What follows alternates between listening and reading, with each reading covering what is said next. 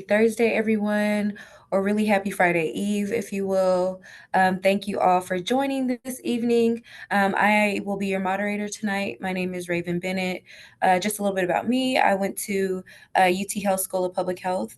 Got my master's in public health with a focus in healthcare management.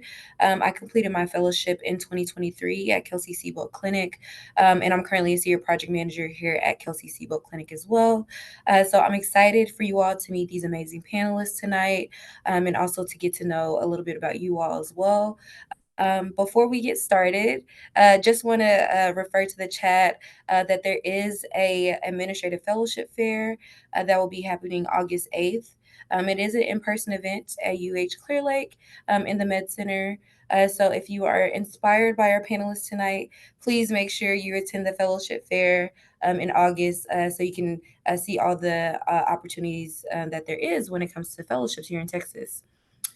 So yeah, just to kind of get into the panel for tonight. Um, as you all know, graduation is quickly approaching. I'm sure you all feel it.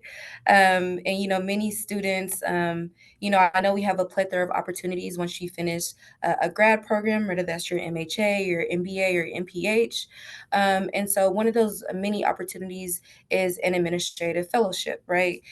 Fellowships are where you gain hands-on experience with healthcare leadership along with operations.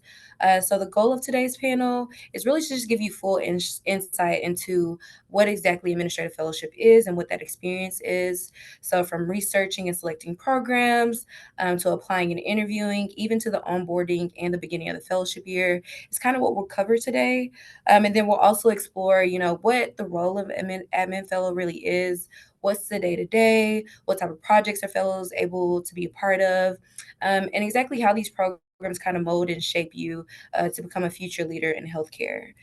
So just to start us off, and I will mention we do have some questions that we'll pose to our panelists at the beginning. So if you do have questions, please continue to use the chat, and then we'll have time towards the end for you all to come off your mute and ask your questions as well. So I do want to preface that, as we get into the panel. So just to start us off, I like for each of our panelists just to give a brief introduction of themselves. Please give me your name, school, current organization that you're in with your fellowship, and or what organization did you complete your fellowship with, and then lastly, what's your current role or where you are in your fellowship timeline. So Jennifer, do you mind kicking us off? Yeah, definitely. Hi, everyone. My name is Jennifer Offadile. I'm an administrative fellow at Common Spirit Health. I graduated with my master's in public health and healthcare management and policy at the University of Texas Health Science Center. And so currently I am in my interim leadership period of my fellowship. I'm a first year fellow. My first year will be completed in July of 2025. And so with 6 more months left, I'm just kind of cruising through. So nice to have you all this evening, and I hope to inspire you all in so many different ways.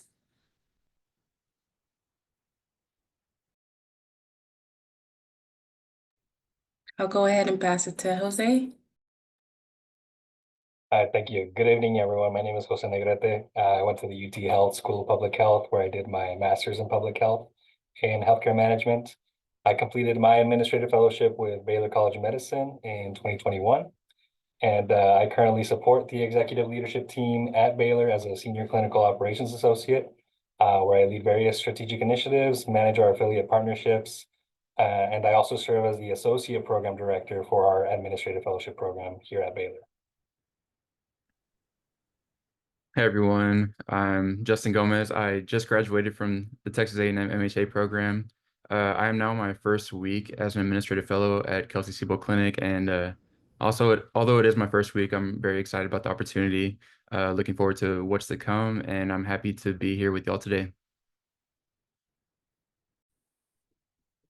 Hi, everyone. My name is Reagan Dunn, and I'm a recent graduate of the Master of Health Administration program at Texas A&M as well.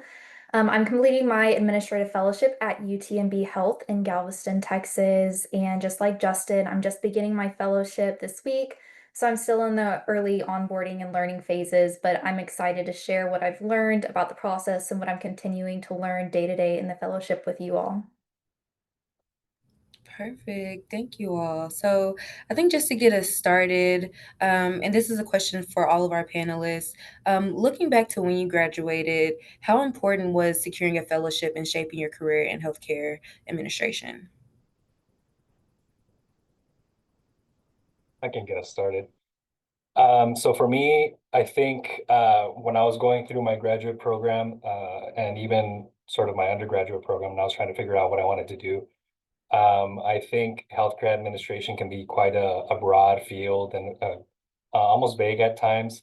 It's kind of difficult. It was difficult for me to find what my niche was and what I wanted to focus on. So I think, um, which is what kind of led me to want to apply for an administrative fellowship, just so I could get a wide breadth of experiences and learn about an organization through and through various aspects of healthcare, so that I can use that time to really kind of narrow down what my interest is and understand the healthcare industry in a much wider perspective, but also at the same time kind of find where I fit in the best. So that has really kind of put me on a path to where I am now.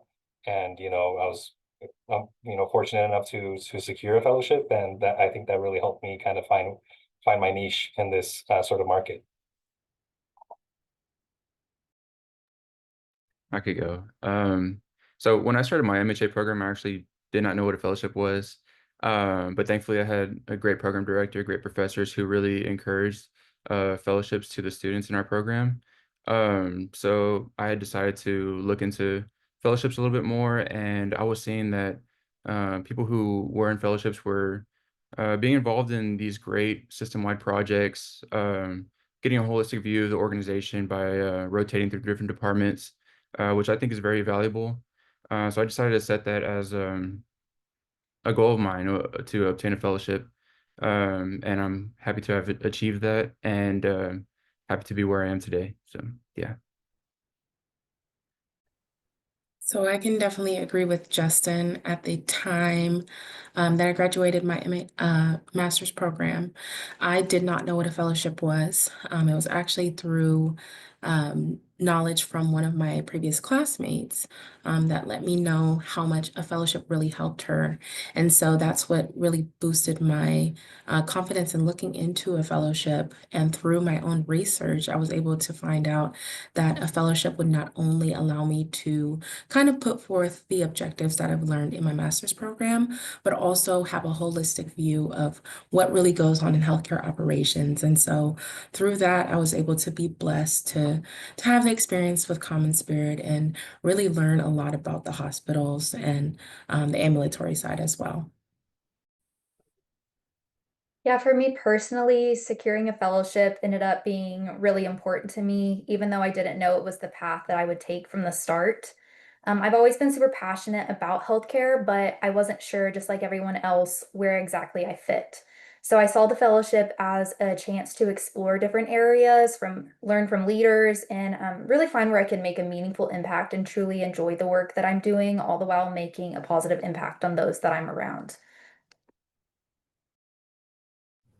Thank you all. I definitely resonate with all of that. I think similar to everyone's story, didn't understand what a fellowship was until I got into my grad school. And then I think something when you're finishing grad school is really not understanding what exactly you want to do, right? And I think a fellowship provides a very unique opportunity for you to kind of extend that learning and understanding that you gain from grad school. So I think one of the most important things though is getting into the searching of a fellowship, right? And finding the right fit for you. So, Justin, how did you approach researching fellowship opportunities? And were there any resources or tools that helped you the most? Yeah, so I think the first step is really getting an understanding of what it is you want in a fellowship. Some people want an organization where they're the sole fellow. Some people want to be in an organization with multiple fellows. Some want a 12, 18, 24-month program. Some want ambulatory service, for-profit organizations, academic medical centers, whatever it may be. Really decide what it is that you want, and that'll help you narrow down the opportunities that are out there. Um, where I was able to see many opportunities that were available to me was LinkedIn. A lot of opportunities were posted through LinkedIn. If not already, here in the next few weeks, months, you'll see plenty of organizations posting their um, fellowship opportunities through LinkedIn. They'll have a little summary of their program, as well as webinar dates, application deadlines. So it's very important to be on the lookout for those and keep those dates on hand. Um, Also talking through different fellows about their experiences helped me gain a better understanding of different organizations and what their fellowship has to offer. Also, NAVCAS is a great resource for people who are looking for opportunities throughout the whole country. I had some friends in my program who found their fellowships through NAVCAS. And lastly, what I thought was a great resource for me was the fellowship fair that you had mentioned just a while ago. That's happening in August. Um, that was a great opportunity for me to really connect with each organization that's in the area. I kind of treated it like a preliminary interview. You really get a feel for the culture of an organization by talking to either the fellows or some other representative from the organization and decide what's best for you there. And it's also a great opportunity to make a good first impression on these different organizations so that they could remember your name whenever they see your application across your table when that time comes. So I think that was a great opportunity for me. And yeah, if you want more information, it's linked in the chat, I believe, for that event. Yeah, thanks, Justin. I agree. I think getting your name out there and your face out there is the most important part of the fellowship search process. So, for Reagan, in hindsight, is there anything you would have done differently in preparing for your fellowship application process? In hindsight, one thing I would have done a little differently is putting a little bit more effort into connecting with current fellows at every organization I was even slightly interested in, maybe considering. I did a good job of staying really organized and preparing my materials ahead of time, which helped minimize stress when applications opened. And I wouldn't change that, but I have come to see how valuable those early conversations and relationships can be, just like Justin mentioned, going to those events, being able to meet them face to face. Knowing the current fellows, it won't get you the fellowship, but it can definitely strengthen your application and help you stand out in the process. Thanks, Reagan. So, Jose, from your perspective, what are fellowship programs typically looking for in candidates? Yeah, so thank you. Going through the fellowship process is actually a lot more fun when you're sitting on the other side of the interview process. So I've been fortunate enough to be on the recruitment team now with Baylor for a couple of years, and I've gone through that cycle a couple of times. So we actually received this question a lot from our applicants. And what I want to relay is that there is no perfect candidate. I think at a high level, fellowship programs are really looking for somebody who's open to learning about their industry or their organization at a high level. We receive so many applications that all have similar educational backgrounds or educational achievements. But if you really want to stand out, I think it's really about kind of portraying yourself as with leadership capability, being results driven, being data driven. Those are all sort of things that I kind of catch on my applications. But really, in the deepest sense, I think I can speak from my perspective is that uh, you know organizations are looking for somebody that they can invest in to become a long-term leader within their organization. That's really the purpose of a fellowship, in my perspective, is just an organization is putting these resources towards you so that because they see potential in you to contribute to that organization in the long term as a leader. So really showing genuine interest in what the organization stands for, being aligned with their mission, vision, values, I think is something that, fellowship programs are really, looking at candidates for because, you know, uh, whether it's a 12-month or an 18-month program, it's really supposed to turn into an investment long term. So trying to really reflect that in your applications, I think would be a good way to stand out as well. Thanks, Jose. I really like the investment part, right? Like they are investing into you, but you're also investing into that organization as well, because you're spending, the very early parts of your career there and hoping to extend that career. So I appreciate that perspective. Um, Justin, once you submitted your application and received interview invitations, how did you prepare? Yeah, so it's exciting to start getting those invitations coming through, but it's also a stressful time. So being sure that you prepare yourself is Very important so that you're able to reduce as much stress as possible. One thing I did was conduct some deeper research into each organization. Know what's currently going on in the organization. Know the people that are interviewing you. And know every little detail about the fellowship program so that you're well prepared for any question that's going to come your way. Also develop some impactful questions. That way you're able to make a good impression on that Q&A portion of the interview. Also go through some mock interviews with your mentors, your professors, your program directors, whoever it may be. I doubt they'll say no to you. I believe Google also has a mock interview tool. I've never used it, but don't even know for sure if it exists. But I think I've heard something about Google providing a tool for you to conduct some mock interviews, and it'll give you feedback through there as well. Look up some sample questions on Google so that you could get a base understanding of what may be asked in your interview. Um, and also remember each of the details that you're going to be talking about from your projects that you're going through in the internship, because a lot of these questions are going to be situational as well. And make sure that you're jotting down like the metrics from your projects this summer. That way you're able to talk about them when that interview time comes, and just be well prepared. Jennifer, what advice would you give to help someone stand out in such a competitive process?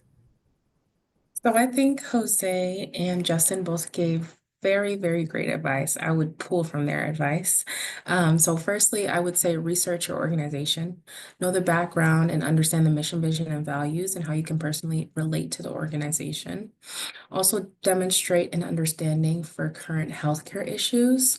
I think it's very, very important as we continuously deal with the ins and outs of healthcare and, the rising things, technology, current trends and challenges. Those are very important and they're conversation starters. So I think it's very important to stay up to date with that. Also, showcase your passion for healthcare.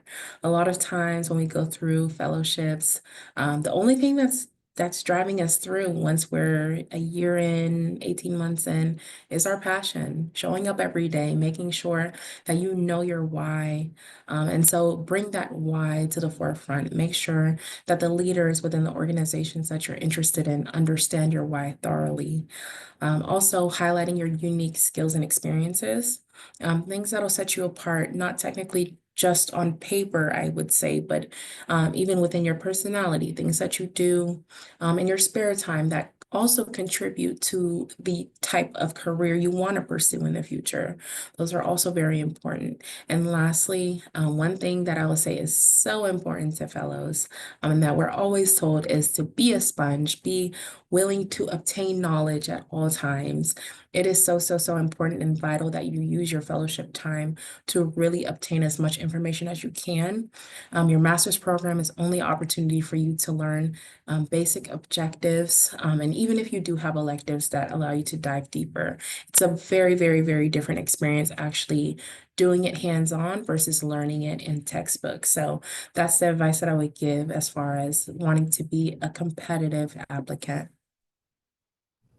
Thank you, Jennifer, and thank you to all our panelists. I think you all dropped some very important, knowledge when it comes to the searching process. I think if I could summarize, some of the points you made, I think it's very important to one, expose yourself to, the current fellows in the organization and understand what they have to offer, but most importantly, what you will be offering to the organization as well.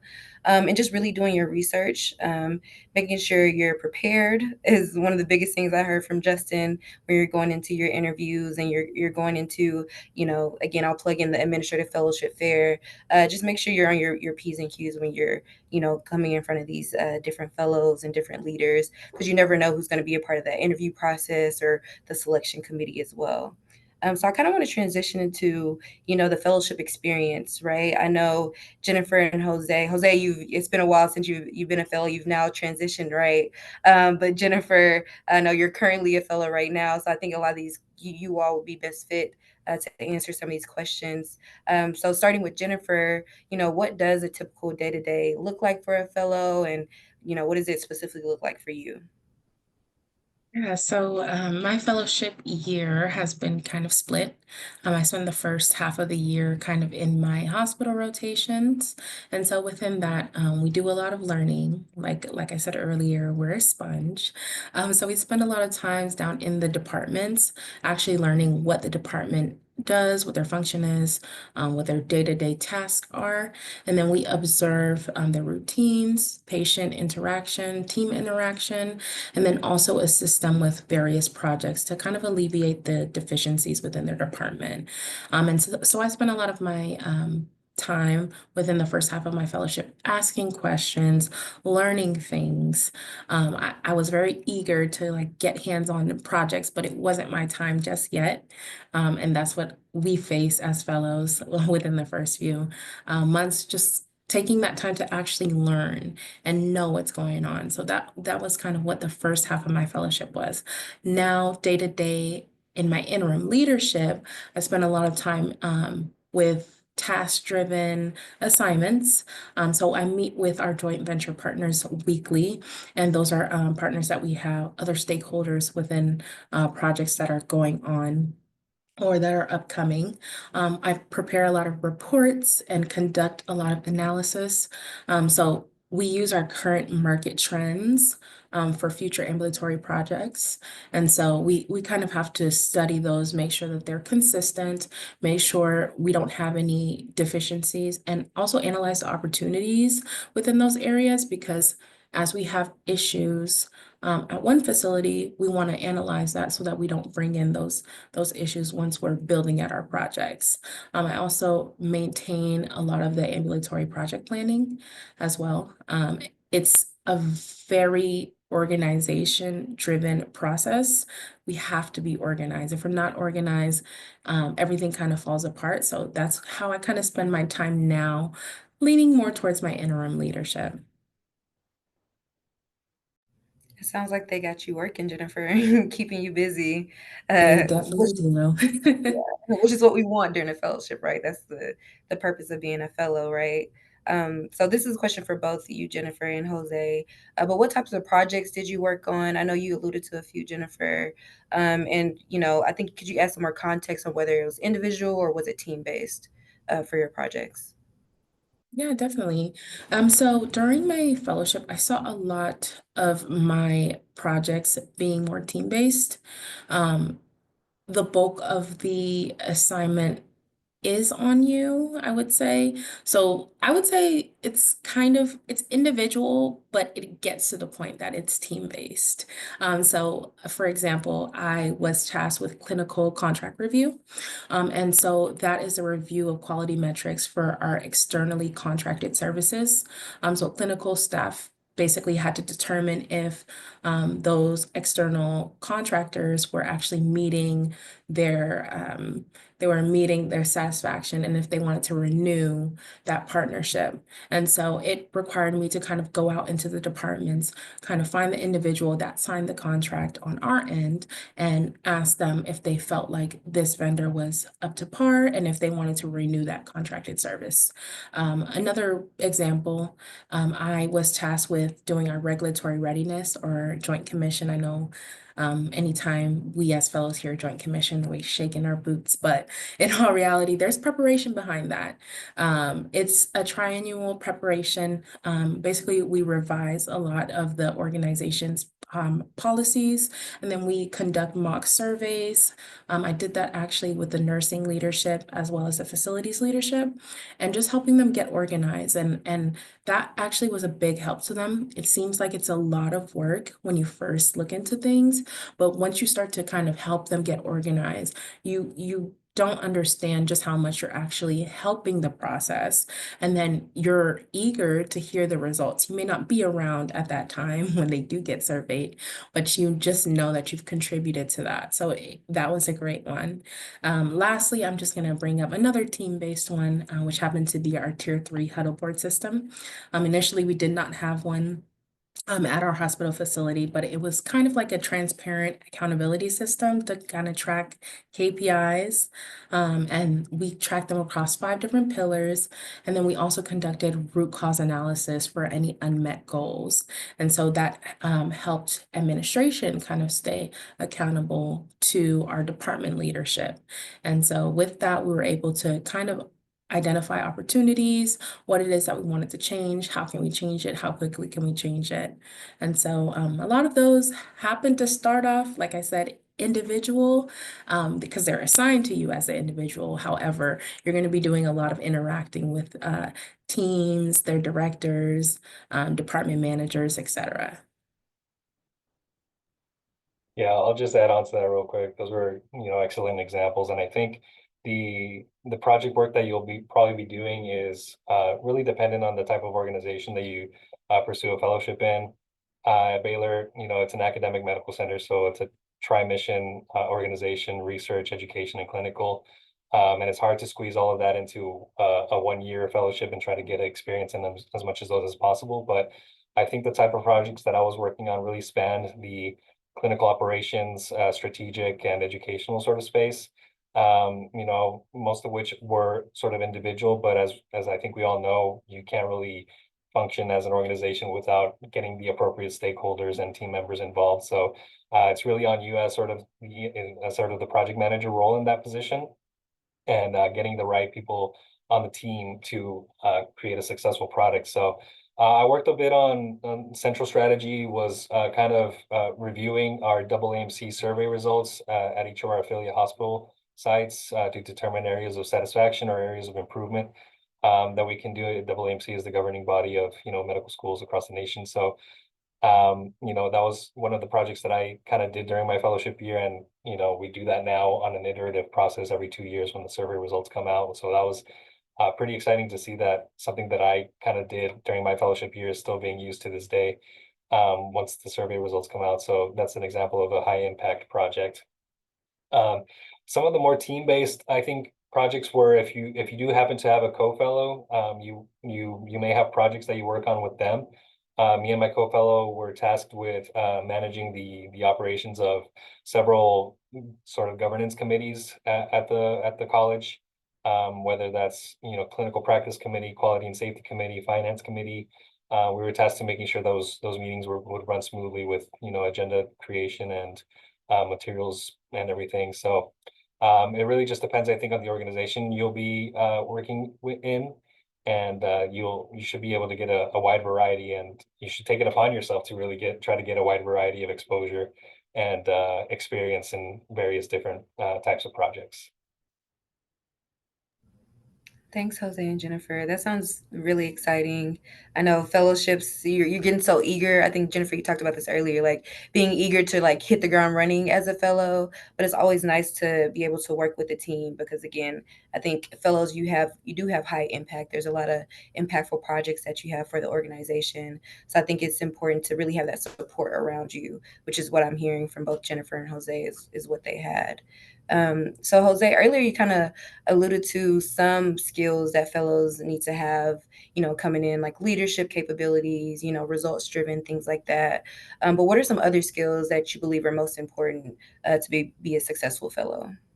Sure. I think, once you move into the professional world, it really becomes a different sort of ball game. And I think it's really important to find the right combination and balance of soft and hard skills, because in healthcare administration, it's actually quite a political sort of field, as well as you kind of navigate organizational change, organizational leadership, and learning how to be respectful, be professional, and how to navigate that world effectively, I think is really important for a fellow to be successful, especially in their, many times in their first professional role. So, finding the right balance of effective communication, you're going to be dealing with, executives who have been doing this a long time, and being professional in that respect, communicating with your co-fellow if you have one effectively, because you're kind of going through that experience together. And as much as, you feel like you might be competing with them, you're going through the process together, and it's in your benefit to really try to, push each other to do better. And part of that is communicating effectively, especially if you're working on things together. And I think being really intentional with your time management as well. Prompt responses to email, being prepared for your deliverables, but having an appropriate balance where you're able to handle some of the things that are being asked of you. And I think having some sort of technical ability, I think, is really important these days. Excel, Power BI, any other sort of professional software that you can think of that might set you apart from where you are in your field, I think would be quite beneficial for you, especially when you're looking for that next role, even after the fellowship. Because your job search doesn't stop when you get a fellowship. It gives you your first role. After that, there's no guarantee of a position. So you have to be continuously building on that. But I think those, that combination of hard and soft skills will be really important for your success as a fellow. Thank you. Jennifer, I know you mentioned that you're in your final stretch, of your fellowship. So, do you find yourself drawn to certain areas of healthcare administration, such as, strategy, operations, ambulatory? Just could you give us some insight into how you're feeling? Yes, no, definitely. So throughout my fellowship, I had the opportunity to kind of spend time on the acute hospital side as well as the ambulatory side. And so I really see my interest leaning more towards ambulatory services. I see that healthcare moves favorably towards outpatient setting every day. More people want convenient care, more people want quick in and out. And so they're trying to stray away from those extended hospital stays. And so as I kind of see that growing within our organization, it kind of attracted me as a fellow because not only is it kind of new grounds, but it allows me to kind of learn things from start to finish. And so I'm able to see the bigger picture. And anybody on this call, if you are someone that has pursued a master's in public health, us public health folks are very, what is the issue? How can we resolve it? Execution. And so that was really my style. So I learned very quickly that ambulatory services or ambulatory strategy was more so of my interest. Thank you for that. And I want to open this up to the both of you again. How did you manage work-life balance during your fellowship year and currently managing it for you, Jennifer? So for me, it initially was a challenge getting acquainted. I was coming from an organization where I was working primarily remote, to now working in the office 4 to 5 times a week. Once I understood at the like 2 month mark, that it was going to require me to actually show up every day, be present, interact with people. Then I was able to kind of build out a routine that worked for me that allowed me to still be active and spend quality time with friends and family while still prioritizing rest days. I feel like as a fellow, it's very, very important to know that on one side, we still kind of feel like, I'm young, I want to explore, I want nobody to tell me no. But on the other side of that, it's like, eventually we'll be ready and willing to put in the work. And when that work does come, sometimes it can be a little bit exhausting. And so just making sure that you take out time for yourself is very important. Prioritization is key in all areas. So when it comes to your fellowship, when it comes to your social life, when it comes to your free time, when it comes to your rest time, definitely once you become a fellow, then you'll be able to kind of know, okay, I've got to take the initiative to manage these things or else all things fall apart. Yeah, I agree with everything that Jennifer just said. I think as you come in as a fellow, it's going to be really easy for you to just want to say yes to everything, because you feel like you may feel a little bit of pressure to say yes to everything. But I assure you that these executives who work with the fellows are expecting quality work, and if you take on too much too fast, then you end up producing maybe some subpar work. It may look a little bit more negative on that. So I think really understanding your limits and understanding that, prioritizing, as Jennifer said, but really prioritizing making good work or producing good work as opposed to taking on as much as you can, as quick as you can, I think really helped out. Something, if I could go back, I think I would change that about my fellowship experience, is just kind of learning to set boundaries at first, and understanding what my capabilities are, what my limits are, and then kind of expanding on that as I got more comfortable and started to learn more about the organization. So just, hand in hand with that is not being afraid to ask for help when you need it. Um, you know, Many times in organization, those who participate in the fellowship program have been doing so for a long time, so they're familiar with the fellows and the fellowship program, and they understand sort of the needs of the fellow. So don't be afraid to lean on that, and don't be afraid to lean on your co-fellow if you have one, and really kind of lean on your family, friends, mentors, as your support system. So I think that's kind of how I manage even now my work-life balance. Yeah, really great advice. And I want to, comment on what Jennifer mentioned about, coming in office and that being a transition. I know we're currently living in an age where, well, honestly, we're kind of sliding out of it, but remote work was really, really prioritized, right? But I think the importance of a fellowship during your fellowship experience is the connection piece. Being able to be face to face with people, and not just executive leadership. I think meeting with the frontline staff, meeting with managers, really getting your name and your face and your voice out there, is probably one of the most impactful things of a fellowship, in my opinion, because you're really building your network from the ground up. So thanks, Jennifer, for calling that out. I think that's really important. And then last question for the both of you. Did the reality of the fellowship, match your expectations, and why or why not? So, the reality of my fellowship actually exceeded my expectation.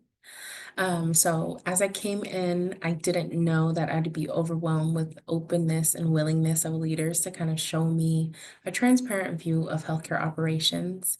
And I feel like it's one that I could not have gotten through another role. So it's one that allows me to learn more about myself and others, trial by fire, make mistakes, sleep on decisions, come back refreshed the next day. And that is a huge thing to be able to do in a professional environment. A lot of my other environments did not allow me that. And so I'm forever grateful. My fellowship helped me learn about just my potential and passion that I have in certain areas. It actually propelled that passion. And so when you come in, sometimes you're very nervous because you may have imposter syndrome, because I did for a long time. But eventually, once you kind of progress in that role, you kind of understand, there's a reason why I'm here. And in that, you'll understand, this is this is just where I need to be. One thing my executive champion did tell me is the worst thing that anyone can tell you is no. And as you're being that sponge, the more you want to see, the more you should ask. And just know that the worst that they can say is no, and that you can move on, and that there will be someone else waiting to tell you yes. So that is what I'll say. But my fellowship experience definitely, I'll miss it once I graduate from my fellowship, but it's invaluable. Yeah, I think honestly, I wasn't really sure what to expect when I started my fellowship. As many of us have kind of alluded to, I didn't know entirely what a fellowship was until I was almost, I was entering my last year of my grad program. And it was kind of drilled into me, fellowships are so competitive, and I was almost discouraged to apply, just because I thought to myself, I don't, if these are so competitive, I don't know if I'm going to be able to get one. But here I am, so I'm happy for that. But I think, once I started in that role, it was actually made clear to me that the expectations of the fellow are actually quite high. Which, depending on what type of person you are, you may enjoy that, or you may not. But I think these, executives putting you in positions of high impact projects was really surprising to me. I thought, for the most part, this might be an extended internship where I may be doing some administrative work that was on the lower impact side. But I was really surprised to know that, through the fellowship experience, there's some expectations of you, and they treat you as a professional, not as a sort of intern or, something like that. So it was a pleasant reality check, and I think it provided for a great learning experience that ultimately exceeded my expectations and really prepared me for, advancement in my career as well. Thank you both. I think you all made me just reflect on my fellowship experience. And, I think a lot of us it is an amazing opportunity. I think, Jose, you mentioned it is competitive, yes, but it's also very rewarding going through the process. So I encourage, everyone on this call that, is thinking about a fellowship, don't doubt yourself because, the reward of it's so high. So yeah, I appreciate you all just giving a little bit more insight on what it's like to actually be a fellow, but definitely rewarding. I would do it 10 times over if I can do it again.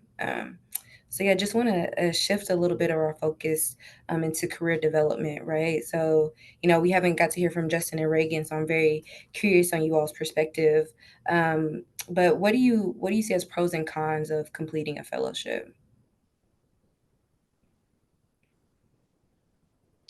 Um, well, this may be a biased answer, but I would think that there's far more pros than cons when completing a fellowship. First is that you have access to senior leaders in your organization who may act as a mentor for the rest of your career, and they'll provide invaluable experience and tips for navigating through your career. And Raven, like you mentioned, you're going to be running around a lot to different parts of your organization, so you're going to interact with frontline staff as well. So you get to learn from their experiences. Like I mentioned earlier, you get a holistic view of the organization, which is very valuable. And you're developing the skills and confidence that you need to become a leader in your organization. So all great things, and also this gives you the time to really think about what it is, what kind of path you want to take in your career. You're getting to see a lot of different departments in your organization, so it gives you a little bit more time to learn more about what they do. Perhaps you may have a project with these different departments, and it just gives you a little more of a cushion to decide what you want to pursue after your fellowship. So I think that's also very nice to have that time to really think about things. For a con, I really couldn't think of too many. Um, I think not being able to like really specialize in one department is going to be tough. You're going to be rotating every few weeks or so, and you'll kind of just be getting a taste of everything throughout your organization. So won't really get to specialize in anything, but I don't think that's such a big deal. You'll be able to specialize in whatever role you pursue after your fellowship. So not something major, but that's really the only thing I could think of. Yeah, so I would have to say everything I can think of is very similar to what Justin just touched on. I think one of the biggest pros is the exposure. You get to work across different departments, learn from senior leaders, as Justin touched on, he's mentioned, and you get to take on those meaningful projects early in your career, which I think is an incredibly unique experience and something that other people that you graduated with aren't going to get to have. It's a unique chance to explore the different paths and figure out where you want to focus long term, where your passions lie, where you can make that impact. Like Justin said as well, cons, I see far more pros than cons, but a potential con is, as Jose mentioned, when you come in, it could be a little bit overwhelming. You don't really know what to expect. There's a lot to learn, a lot of expectations, and you're often rotating between teams and responsibilities. So, um, you just don't really know what to expect. But if you approach it with curiosity and flexibility, adaptability, it's really rewarding and it really helps accelerate your growth. Thank you both. Jennifer and Jose, do you feel your fellowship prepared you for long-term opportunities in healthcare leadership? And if so, how? Yeah, so I do feel like my fellowship prepared me well. It allowed me to connect with people in areas of interest. It also allowed me to kind of learn more about people within the organization. Because like you said earlier, Raven, the biggest thing is connecting with people. If anything, people management also comes as a side to your whatever your tasks are on the daily. And so that's a big component of it. Learning people across the different markets too. Being able to put names to faces and also for them to put your name to your face. So I was able to do that, and it equipped me because it allowed me to feel like I have a resource now for every area of interest. Even if I have the slightest interest, I know who to contact.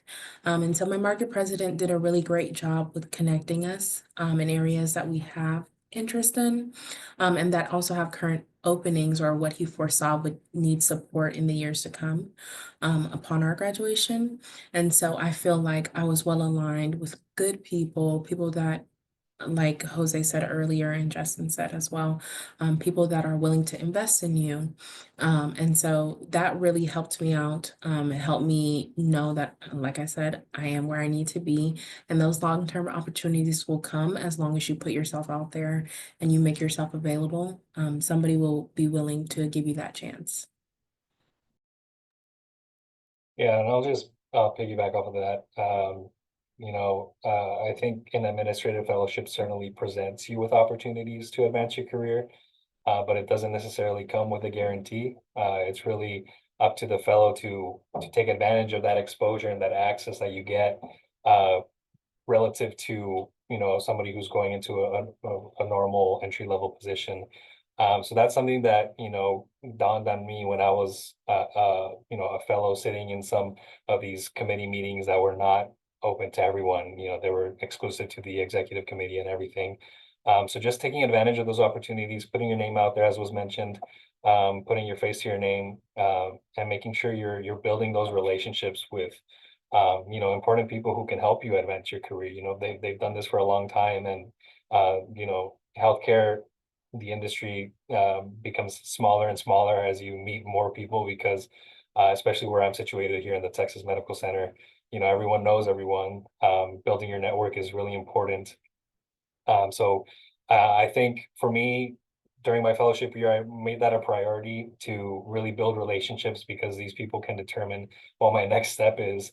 During one of my rotations, I was able to produce good work. And when it came time to, look for a job after the fellowship, I was able to kind of rely on those connections that I made, rely on the good work that I produced to just kind of slide into an open position without really having to interview. So that's really important. The building your network, building connections with people, building relationships. And as Regan mentioned, you get exposure to really high impact projects early in your career. So you become even more comfortable with complex projects, leading projects, and interacting with high level executives. That'll give you a leg up, when you're trying to advance your career as well. Yeah, thank you, Jose and Jennifer. I think the biggest thing is like you get out of a fellowship what you put into it. Even though it's a great opportunity, you have to be just as invested, to your point earlier, Jose. It's an investment on both sides. So Reagan, what skills do you believe are most important for success as a fellow?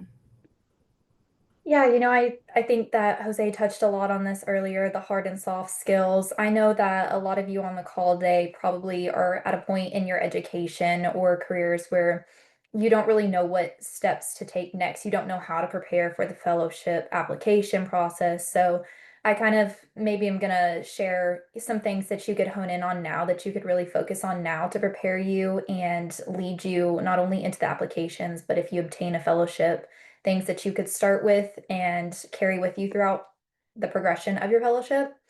I think some success as a fellow really comes down to being adaptable, knowing how to communicate with different leadership styles and not being afraid to put yourself out there.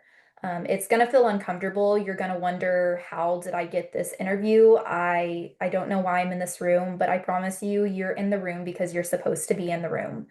Knowing that you're going to be interviewing with different executives, different fellows, knowing, as you walk into a room, how to address them, how to read them, how to be professional and respectful with not only your speech, but your mannerisms. That's going to be really important. And then, just putting yourself out there, showing up even when you're hesitant or you're not as confident, and asking questions, speaking up in meetings, or, like jumping on unfamiliar projects, applying to an unfamiliar place and learning as much as you can about it. Being confident and engaged goes a long way. So those are little moments that often lead to the biggest learning opportunities. Thanks, Reagan. Jose, I want to circle back to you for a moment on, I know you're currently in an associate position, really leading your fellowship program at your current organization. So how do you view the importance of personal branding as a fellow, and how would you recommend someone build theirs? Sure. I think, and this is the advice that I kind of give to every person who's applying for fellowship who's barely starting their fellowship. So this is for my fellow panelists as well. I think, one of the things that I like to tell people is that although you're done with the formal interview process for the fellowship, you're about to enter into a year-long or an 18-month-long interview in your organization now. So, you know, uh, I think it's important to understand that everyone is watching, and yes, everyone will be talking about you because you are the sort of the shiny new toy within the organization. But it's up to you to make sure that what people are saying are positive things, and that that you leave a good impression with the folks of this organization. So it's really part of that is making sure that your personal brand is on point, and you want your personal brand to be one of reliability, dependability, and excellence in the work that you produce. So part of that is, as we've touched on on this panel, is just reaching out to people to learn about what they do, have genuine interest in something that you may have thought you would never be interested in, but be curious to what that is, and get to know people around the organization, because you never know where you might end up, or who you might need assistance from. Once you're able to kind of key into that area that you want to work in, and you're able to obtain some of those projects that you're passionate about, it's really about just producing good work, being dependable, being reliable, and yeah, I think producing excellent deliverables and work and everything will only help your personal brand build upon itself. So once you start the fellowship, it's really about building up your resume and your personal brand in order to secure that next position. So just being open to that and being very communicative about learning and getting to know people, I think is what really will help build you up in their eyes. Thank you. And honestly, thank you all to all the panelists. You all gave some really great insight into the fellowships and, what that experience has been for yourself. And just, as these incoming graduate students are thinking about fellowships, I think you all have left them with something, at least something that they can take with them as they go through this process. So before we open the floor for questions, though, I want to ask all the panelists, what is one piece of advice or key takeaway you leave with the audience as they begin their own fellowship journey?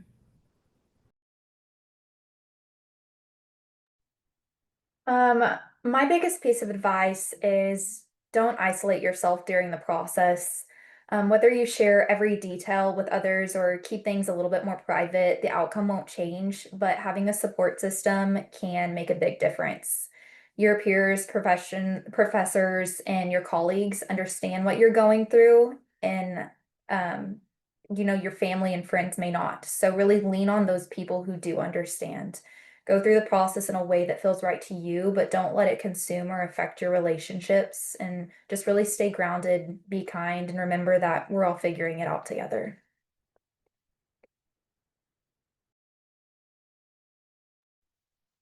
I would say sorry, go ahead, Jennifer. Gotcha.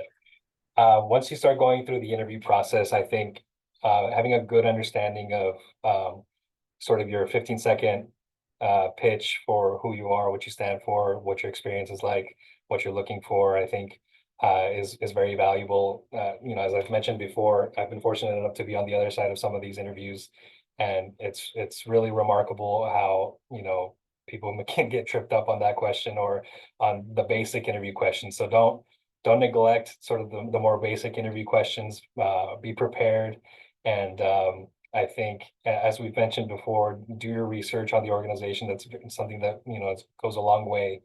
But also, just finally, don't listen to that voice in your head that's telling you it's too competitive. I'm not going to be able to do it. If I had listened, I wouldn't be here where I am today. So, you never know what can happen, and just putting your best foot forward and putting your best effort in your applications, I think, will go a long way. And it's good practice, interview skills, and it's all part of that pro and con conversation. So there's just a lot of pros, not a lot of cons. I agree with Reagan and Jose. I would say, first and foremost, let your passion be your fuel from the start of your application to the end of your fellowship. I believe that's the only thing that can help you get through, because it reminds you of your why it is that you applied for this program, why you want to be here, and why you're pursuing what you are pursuing. I would also say, still always be a sponge. Be willing to soak up as much information as you possibly can, because whether you decide to stay in a position post fellowship or go to another industry, there's never anything such as too much knowledge, and it could be helpful to someone else.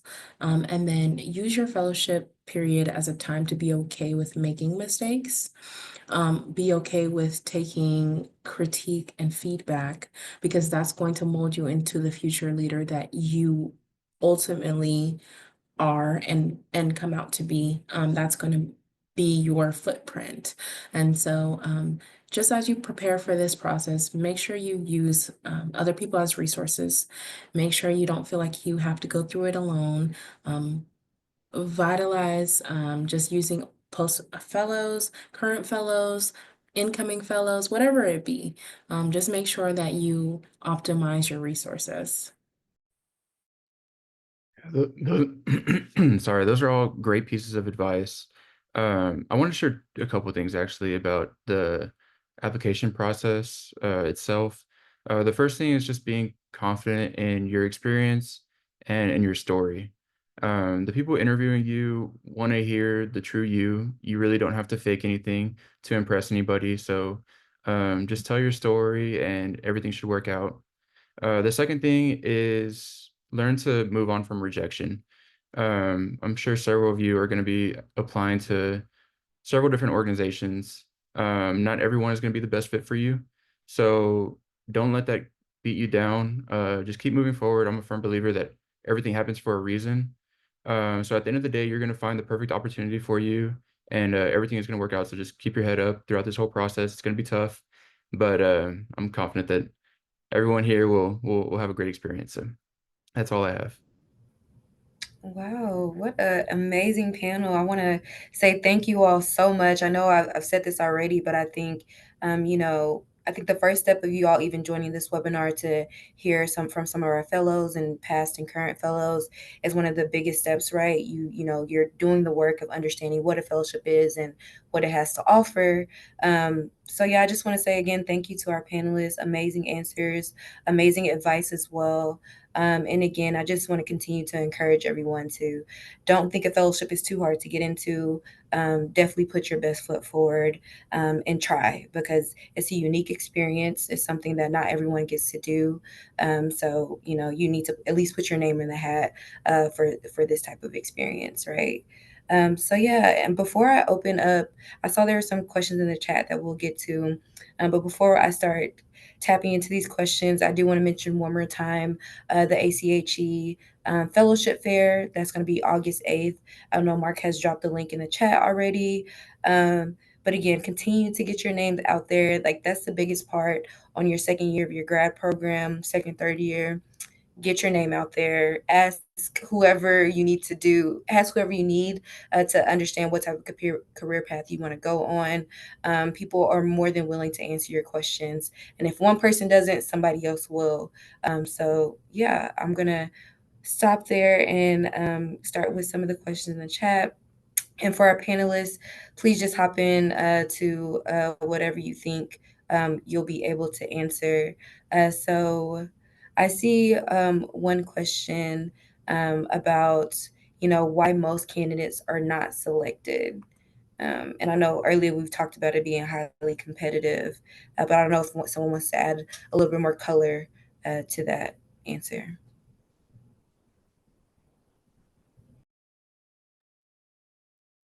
Yeah, it's a difficult question to answer because, as I think I mentioned earlier, we get so many applications that the qualifications are almost very similar. And I think most people aren't selected either.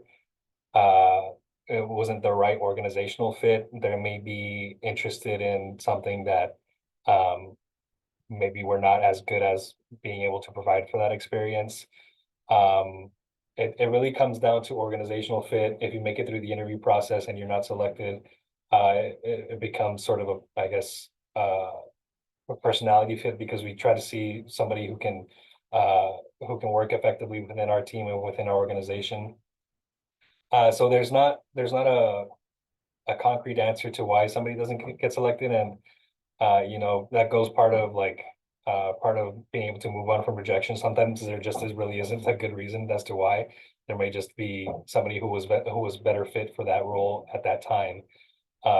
So it's a difficult one to answer. I think focusing more on, putting your application together the best way possible and submitting everything on time and making sure that it's in a good sort of format, telling your story as was mentioned before, putting your best application forward. But I can't really answer that with a specific reason. It just sometimes it just comes down to fit. Yeah, great answer, Jose. I would agree with that. I think one of the biggest things, or biggest project, I can speak for the Kelsey Sebo Fellowship specific, is that, the recruitment project is probably the biggest project that fellows get involved in from the very beginning. And I think, that fit part is the biggest. Everyone is highly qualified. A lot of people are very talented. The curriculum is pretty much the same. And I think fit is probably the most important as to what makes this so competitive. But I mean, that's for any role that you apply to, not just fellowships. I think it's not only important for the organization to see you as a fit, but for you to see that organization as a fit for your career as well.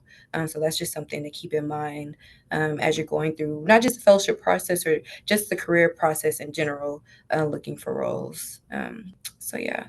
Another question in the chat is, can international students partake in administrative fellowships, and does it count as OPT? Yeah, I just sent a quick reply to whoever asked that question. It really depends on the organization. It's important to check each program's eligibility requirements. And if it's unclear, I would recommend reaching out to the current fellow so they can consult with either their preceptor or HR and get that answer for you. At what year do you apply for your fellowship? Your junior or senior year of your program? Thank you. Again, I think I can take that one, guys. It depends on your graduate program, and also depends on the fellowship, right? Some fellowships require you to be completely done with your master's, right? So you will be applying the second year into your into your last year of your graduate program. So, for example, if I was graduating if I graduated this month in May of 2025, I would have applied for my fellowships in, July, August time. And you typically get your offer around October, November, December. Is again different per organization, right? But yeah, so you would be applying, as you finish. But there's also some programs where they require you to do a fellowship in order to graduate. So again, it just, you just have to do your research on the programs and what your grad program requires as well. When submitting our resume as part of the fellowship application package, is it preferred to use a CV slash academic format or a resume that is more tailored to the professional workforce? I wouldn't be as concerned as whether CV versus professional as to what the content of the resume is. You know, as long as as long as what we're really looking for is making sure that the what you have listed in your resume is results driven and you're able to speak on what you were able to accomplish, not, not just kind of writing a description of what the project was, but what resulted from it and how did you contribute to those results. The format I think is kind of dependent on whatever institution you apply to, and you should tailor it towards the organization that you're applying to. And whether that's an academic institution or whether it's more of a, private practice or a private institution, you can sort of tailor it that way. Just making sure that it's readable, that it's, pleasant to look at. I just speak out experience from going through this process a couple times now is, you don't want questions about your resume to be about how disorganized it is or how there's, some proofreading errors. So just making sure that the content of the resume is where you need to focus on, making sure that you're able to speak on the results that came from different projects, and making sure that it's checked for, proofread it, make sure it makes sense, and make sure that it's easy on the eyes to look at, because uh, several of these committees will see hundreds, if not, thousands of resumes by the time they're through with their career. So uh, that's what I would say in the resume piece. Thanks, Jose. Jennifer, I'm going to lob this one to you. How would you describe the leadership style at your organization? So in interacting with a lot of the leadership, I believe that a lot of the leaders there have a servant leadership style. They're very much so, what can I do for my team? What do you need from me? Which it happens to be very beneficial. Um, Department leaders are very comfortable with their leadership or executive leadership, just because they feel like they have an open door policy. They can come in, they can seek for what it is that they need, and they'll more than likely get a result from that, or they'll get a turnaround in within 24 to 48 hours. And so I see that a lot. During my time, I'm learning a lot of how to be a servant leader. And so I love being around other servant leaders, seeing their styles. I'm picking up certain things that I love about them, and what they do and how they treat their staff. And so that's something that I can say I see a lot on the daily in my fellowship. Thank you. So opening it up this to Reagan and Justin, is your program mostly project-based or on a track through different sectors of the organization? So throughout our fellowship, we will be commuting to different clinics, also getting to have experiences with different departments. So it's more rotational based fellowship, but we will be having projects along the way. There are plenty of opportunities at Kelsey Siebel right now to have a lot of exciting experiences there. Today we met with project managers, and they were expressing how much work that they had for us to have a part of. So it's a little bit of a mix of both. It just depends on the organization. Some are just project based, some are just rotational based. But at Kelsey Siebel, I would say it's a little bit of a mix. Yeah, same as Justin. UTMB offers a little bit of a unique experience. It is rotation based, so I'll have about 4 to 6 probably core rotations that I'll complete. But during those rotations, I'll be doing projects, and I'll also have the opportunity to take on more projects as I am interested or as I see fit. So same as Kelsey, as Justin mentioned, it's a little bit of both, but it does just depend on the program. Thank you. And then last question on the chat. Happy to take this one. But do most fellowships have a job offer at the end of the program? And are most fellowship programs paid? So I think Jose mentioned this earlier. A job is not guaranteed at the end of the fellowship, right? Your fellowship is literally an interview the entire year or year and a half, whatever that may be. So again, you have to put in, you get out what you put into the fellowship, right? So again, making those connections, putting your best foot forward, taking an initiative on projects, things like that is what makes you stand out and makes them want to offer you a job and want to retain you. You know, I think the goal of most fellowships is to retain their talent, which is why you were selected to be a part of a fellowship. But again, sometimes at the end of the day, it does come down to fit. It comes down to your working style, and then what you've shown leadership and staff while you've been there as to whether or not you receive a job offer at the end. And then in terms of our most fellowship programs paid, I think most, if not all, are paid. I haven't really heard of a fellowship that's not paid. So yeah, and if it's not paid, it's probably an internship, not so much as a fellowship. So yeah. And I see a hand up, Gabriella. Hello, thank you. My name's Gabby. I'm a current student at University of Houston Clear Lake, and my question for all of you as I go through this process is, what's a crucial skill or experience that can help a student transition into that more executive environment? I think a crucial experience is most programs will have you complete an internship in the middle of the program or sometime at some point in your program. That was really the most crucial aspect preparing to get into a fellowship role or even a postgraduate role if you don't get a fellowship. That internship really helped bridge the gap between classroom knowledge and real world experience. You don't realize how much your classes are just scratching the surface. So, being able to be in a facility, whether it's a hospital, a clinic, a private practice, no matter where your internship is, just having that experience. If you don't do an internship, try to go volunteer somewhere, get a job at a health organization, and just get some experience where you can hear terminology, you can see those day-to-day operations, because that's really what's going to prepare and help you the most as you transition into whatever role it is post-grad. Yeah, I would also, if you're able to join some organizations at school and get some leadership experience that way, I think would be great because I think we mentioned it on the panel before that a big part of this role will have to do with people management and leadership capability. And if you have that sort of experience under your belt before becoming sort of an entry level executive, will help you sort of navigate that transition a little bit easier. Thank you. Perfect. And going back to the chat, what are the most common items needed for an application packet, resumes, letter of recommendations, etc.? And then what are the most important things to include in order to stand out?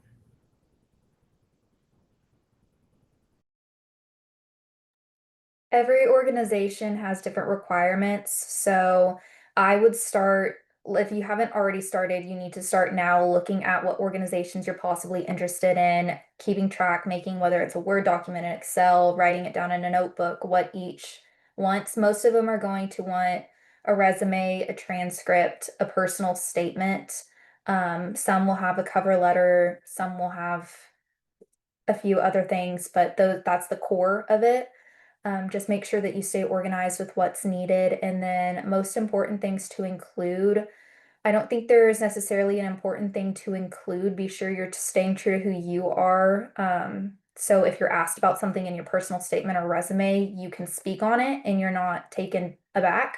But another thing too is make sure that you read all the directions. A lot of fellowship applications will say specifically address this way. And if you don't address it that way, it's an easy way for your name to get marked off. We have a lot of applications come in, so anything or what will help you stand out is doing everything correctly, making sure you have everything organized. Also, to piggyback off of that, I would say on your resume, just making sure that the experience that you have on there is relevant to the position that you're pursuing. Because it's so easy for us to just kind of put things there to make it seem like, well, we have all these years of experience. Well, how is it relevant to what it is that you're trying to pursue? So, those internships that you did before your fellowship, that time that you spent, shadowing in a clinic over the summer, that's all very relevant to what you're doing or what it is that you're pursuing. So just make sure you stay on topic, make sure that everything kind of aligns with where your interests are. You don't have to get too specific, but just make sure it's on track of healthcare. Thank you. I see a question in the chat, which is when writing your personal statement, is there anything specific you can do to stand out? That's a great question. Justin? Yes, I could take that one. Everybody writes their personal statement differently, so definitely reach out to others when seeking this advice. But what I personally did was like the top section was my story, a little bit about me, and then why I'm pursuing health administration and why I want to pursue a fellowship. The middle part kind of talked about my experience and how that experience relates to the organization. And then the last part is why the organization is best for you, and kind of just closing out why the fellowship is perfect for you. So kind of split that up into three different sections, but everyone does it differently. I think that's great, Justin. I did the same. I would tailor mine's the same. And then also I know Jennifer, you mentioned earlier passion being important. So I think any ways that you can highlight your passion also in your personal statement really makes you stick out as a candidate, whatever that may be. Transitioning to this last question in the chat, how many fellowship programs do you recommend applying to? Oh, who wants to start? Uh, I mean, it really just depends. It's a common answer that we've been saying. It depends, right? But it's really up to you what you think you can handle, right? I know people who applied to over 80 fellowship programs. I personally applied to 4. So I put almost all my eggs in one basket and it worked out, thankfully. But um, it just really depends on what you want to, what kind of effort you want to put in. As long as you're putting, uh, honestly, as long as you're not overextending yourself and you're not putting the right effort into each of the applications, I think, you just try to find a balance between, um, how much time you have or, what exactly you're looking for. So that's really only a question that you can answer. But it varies, so whatever you can handle, I guess, and in a way that you can still put together good, meaningful applications in an efficient way. You just have to find that balance. Yeah, I want to piggyback off you, Jose. I agree. I end up only applying to 3 because, I think we have this whole idea of like, oh, I made this list of like 20 places that I want to apply to. But then when you really get into the application process, it's not simple either. Because again, I think Jose, you said you want it to be meaningful. You want to tailor each personal statement to each organization that you're planning to apply to.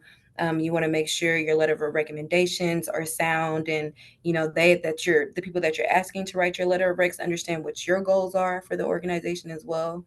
So I think being thoughtful and meticulous on how you approach the fellowship and your application process is the most important, right? Because whatever is meant to be will be for you. I think Justin, you talked about that as well. So yeah, I agree. I think the best approach is being thoughtful because you do want this organization to understand that I'm invested in you, just like you're willing to invest in me. I'm sorry, Reagan and Justin, I saw you. Yeah, just to piggyback, obviously it's whatever you can handle. Raven, you mentioned, make a list. You made a list of like 20 and then you narrow it down. Make a list of everything you're possibly interested in. And then as you go through the process of writing your letter of recommendation, all that stuff, you'll begin to narrow it down. But a big piece of advice I have is if you're not truly interested in the organization, the goal of a fellowship is to retain the leaders that you build up. So they're wanting to draw in somebody that they believe fits within their organization, fits in their leadership style, and build them up as a leader and ideally retain them. Nothing's guaranteed, but that is the goal. So if you're not truly interested in a town or a city or a state, or if you're not really invested in the organization and you're just applying to apply, that's probably not in your best interest. Not only are you wasting your time in the short term and the long term, but you're wasting the organization's time as well. So just be respectful of that, and take care of yourself in the process. Yeah, I was going to say exactly what Reagan said. Don't just send your application to everybody. These organizations are spending a lot of resources in looking at your application and in interviewing you. So if you were to get an offer from an organization that you're not quite interested in, it's not the best look to just turn them down and tell them that you're waiting for other offers. So don't just apply everywhere. Only apply to places that you're willing to say yes to and you're actually invested in.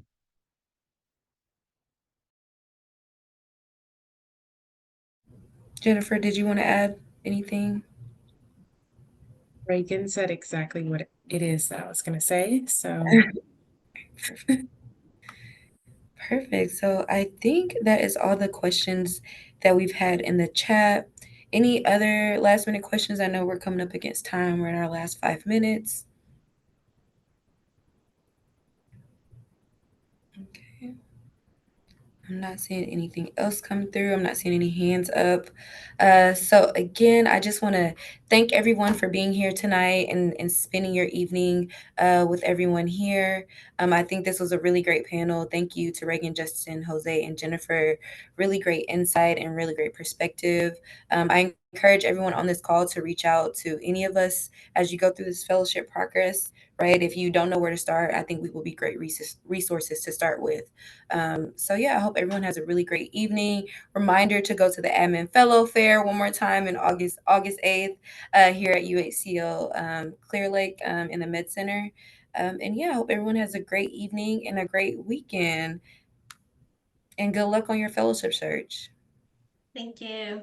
Thank you. Thank you.